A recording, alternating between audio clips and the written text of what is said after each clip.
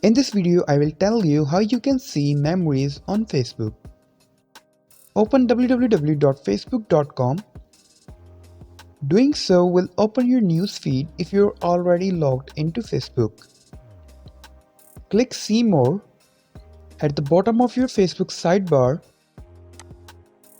scroll down and click Memories to view your memories.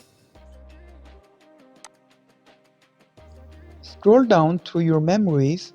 You will also see a section at the bottom of the page dedicated to days previous to today's date. There is also a problem with this video, so ask about the comments. Any problem related to social media and internet, let them know in the comment bar so that a video can be made on it.